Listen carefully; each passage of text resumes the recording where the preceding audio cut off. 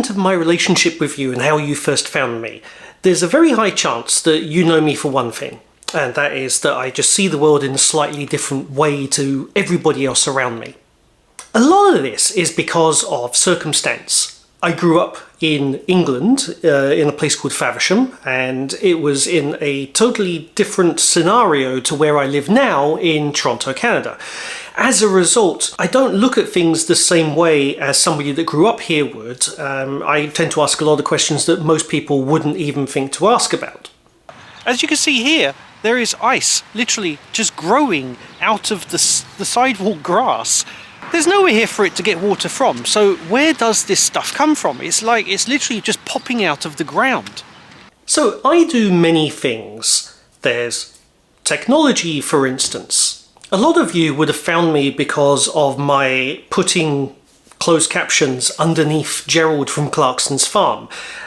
This is something that got a lot of people's attention.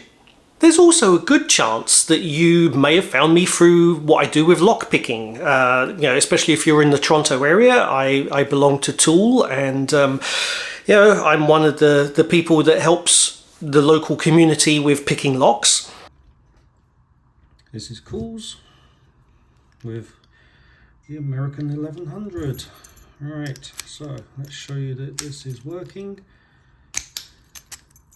Alright. So, standard pry bar in the top. I'm going to go the heavy tension method. This is a standard hook from the Genesis set, I believe, at Covert Instruments. Right, so 1 I think is set. 2, come on, 3, I think that might have been an overset. Yep, I've overset. Let's try again. Okay, so 1. Down, 2, yes, 3, there we go. All right, so she's open. That's the easy bit done. About a month ago, if you were at the Black Hat Sector conference for security professionals, you could have been one of the 400 people that I had, doing lockpicking. And then there's another group of you that would probably know me from my days when I used to do vlogging. But today I want to talk about something very, very different. Something I've been doing for a while. In order to understand this, let's take a walk. Because people don't ask questions about what's in the neighbourhood, I would almost guarantee that nobody that lives in my neighbourhood would actually know where I am right now, even though I'm less than 300 metres from my home.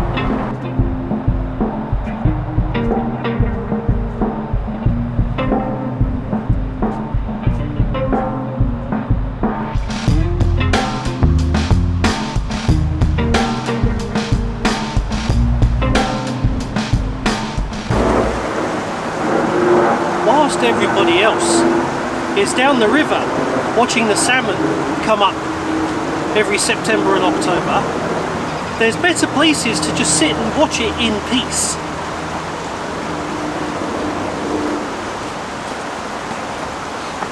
But of course, nobody, unless they know their neighbourhood, would even know that this is here. So, given that I already take a lot of attention in what's going on around me, it also means that besides things like this that I know about, like I know of the animals that are running through here at night time, and so I thought that maybe, given that nobody else seems to ever give the neighbourhood credit for what is here, why not showcase that?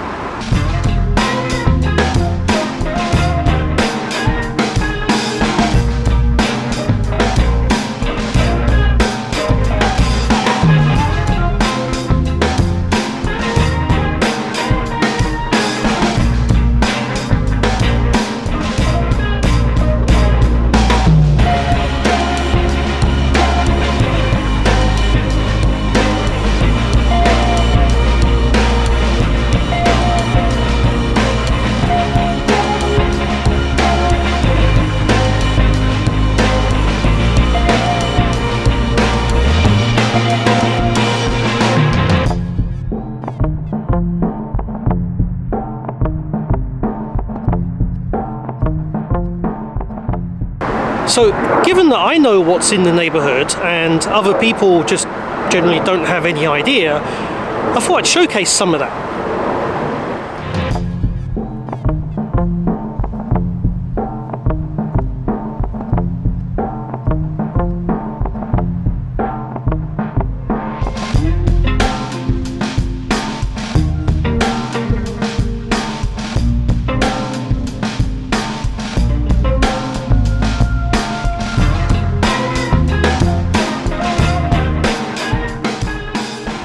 Many people see Toronto as this sort of concrete jungle, and they think that basically other than rats and raccoons there is no wildlife here.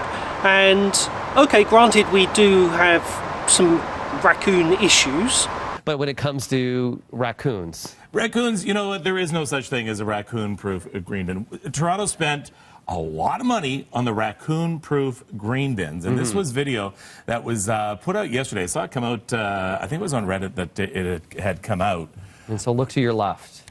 So watch as they'll zoom into it here. Hold on for 1 second. There's the raccoon. Ooh, And there's no way that raccoon's going to get in there, is there? Oh, green bin. So this was posted on the weekend by Graham Boyce Well, from let's just Scarborough. open that right there, and let's There we go. yeah.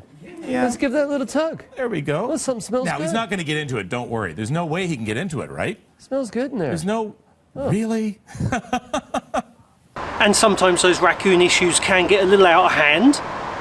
It all started when a concerned citizen saw a dead raccoon on a sidewalk and tweeted to the city's 311 center that it needed to be removed. That was at 9 a.m. By 3 p.m., the raccoon was still there, and passers-by started to feel sorry for it. So they created a memorial. The scene was trending on social media with the hashtag #DeadRaccoonTO. By 8 p.m., Animal Services still hadn't shown up, and the memorial grew to include candles and even a cigarette someone placed in the raccoon's paw.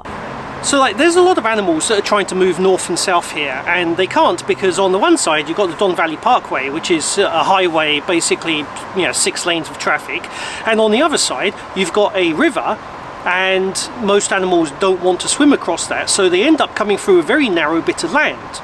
So whilst some of this land is very well known and a lot of people come here, there are other parts of it where nobody bothers to come, and so that's where I put the cameras. Having put the cameras up and left them for a while, my suspicions were proven correct, that there was a lot more wildlife running through this neighbourhood than people realised. So back in March of 2024, the Toronto Trail Cam channel was born, and every Saturday I empty the cameras of whatever came through the week before, and that gets uploaded on a Saturday morning most Saturdays. As the phrase about working with animals goes, never work with them. This has proven to be somewhat challenging, especially given you do get certain animals like raccoons that are just absolutely, hell-bent on pulling down cameras and messing with equipment, which is odd because I always thought a more ape-like creature would actually be the one messing with the cameras. So this always has been a bit of a low-budget effort. I don't really edit very much. I just pull out the highlights and upload them. About once every 4 or 6 weeks, I might find a human come through, but more often than not, I'm the only person literally in the entire area, and the cameras have proven that.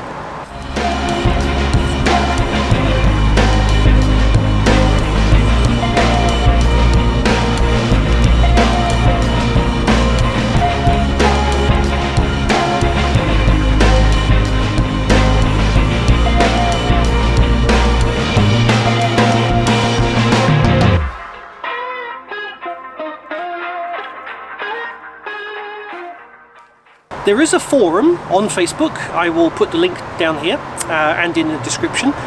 So if you have any questions, feel free to join in over there. Sometimes I put some behind the scenes footage as to what's going on there as well. But yeah, that's really what I wanted to get you up to speed on today. It's been a long time since I've put out a video, so hopefully this explains a little bit about why. And yeah, I'll speak to you soon. Bye.